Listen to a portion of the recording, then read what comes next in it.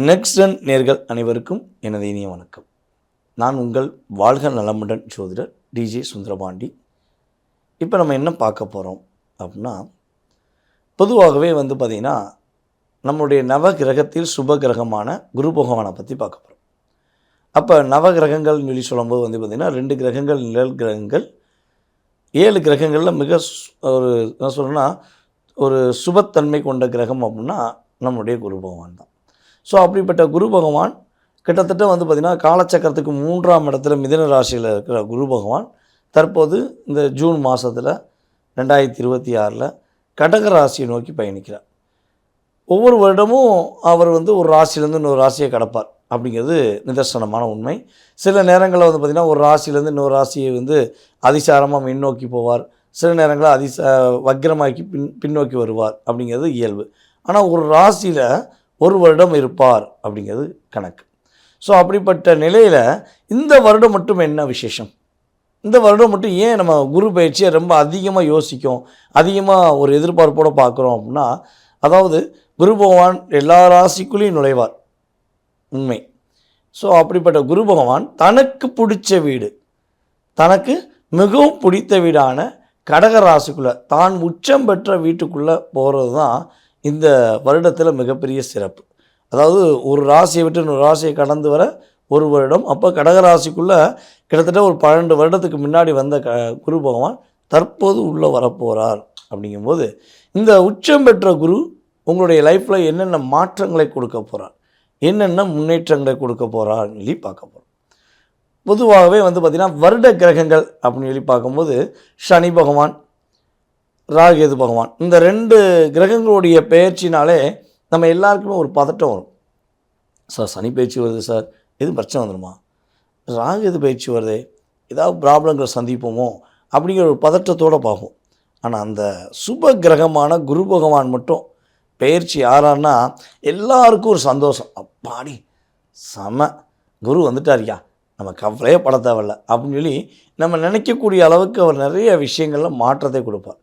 அதே போல் இன்னொரு விஷயம் என்ன பார்த்திங்கன்னா, குருவுடைய இருக்கும் இடத்துக்கு மதிப்பை விட, அதாவது ஸ்தான பலத்தை விட அவருக்கு பார்வை பலம் சூப்பராக இருக்கும்.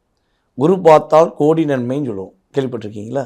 ஸோ அப்படிப்பட்ட குரு பகவான் கடக ராசிக்குள்ளே அமர்ந்து கிட்டத்தட்ட தன்னுடைய 5ஆம் பார்வை மூலமாக விருச்சக ராசியை பார்க்க, தன்னுடைய 7ஆம் பார்வை மூலமாக மகர ராசியை பார்க்க, தன்னுடைய 9ஆம் பார்வை மூலமாக மீன ராசியை, தன்னுடைய ராசியவே பார்க்க. ஸோ அப்படி பார்க்கும்பொழுது உங்களுடைய லைஃப்பில் உங்களுடைய ராசியின் அடிப்படையில் அந்த ஸ்தானம் எத்தனாம் இடம், அவருடைய பார்வை உங்களுடைய ராசிக்கு எத்தனாம் இடமாக வருதோ அந்த இடங்கள் எல்லாமே வலிமை அடையும், ஒரு வெற்றி பெறக்கூடிய தன்மையில், ஒரு மாற்றத்தை கொடுக்கக்கூடிய தன்மையில் இருக்கும் என்பது நிதர்சனமான உண்மை. ஸோ உங்களுடைய ராசிக்கு குரு பகவான் என்ன பண்ண போகிறாங்கிறத பார்க்க போகிறோம். வாங்க வீடியோக்குள்ளே போகலாம்.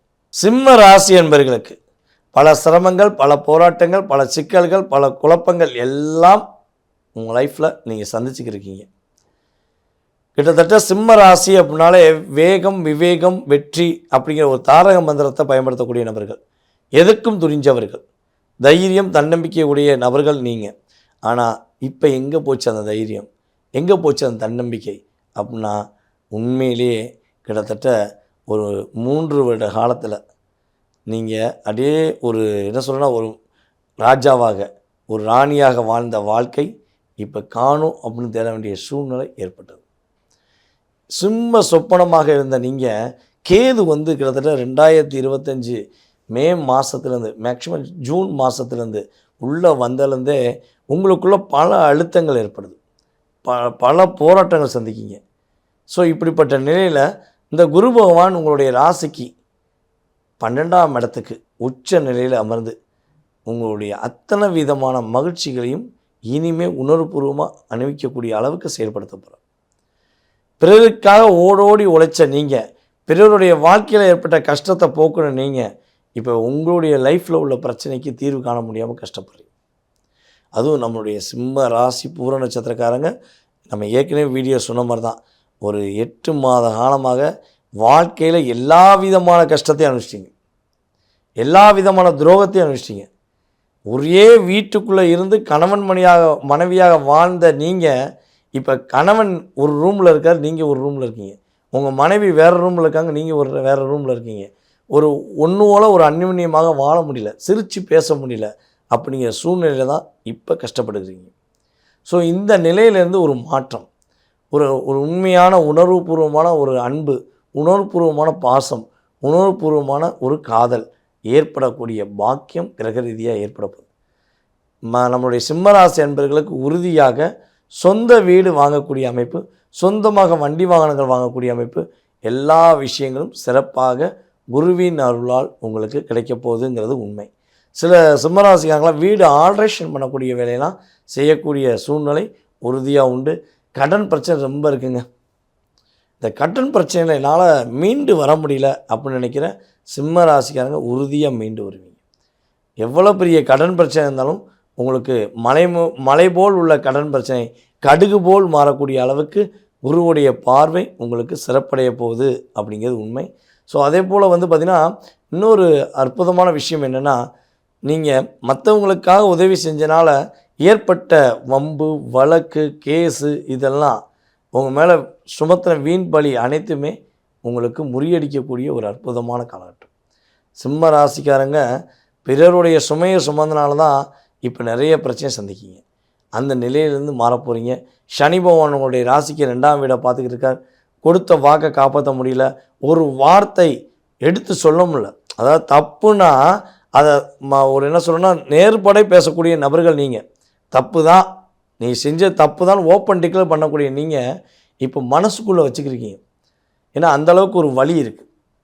ஸோ அந்த நிலை மாறப்போகுது. உங்களுடைய ராசிக்கு 2ஆம் இடத்தை பார்க்குற சனி பகவானை தன்னுடைய 9ஆம் பார்வை மூலமாக குரு பகவான் பார்த்து உங்களுடைய 2ஆம் இடத்துடைய ஸ்தான பலத்தை வலுப்படுத்த போகிறார். ஆட்டோமேட்டிக்காக குடும்ப ஒற்றுமை ஏற்படும். தன வாக்கு ஸ்தானங்கள் வெற்றி பெறும். கொடுத்த காசு திரும்ப வரும். சொன்ன வாக்கை காப்பாற்ற போகிறீங்க. சிம்ம ராசி சிரமம் இல்லாமல் வாழ போகிறீங்க, மகிழ்ச்சியாக வாழ போகிறீங்கிறது நிதர்சனமான உண்மை.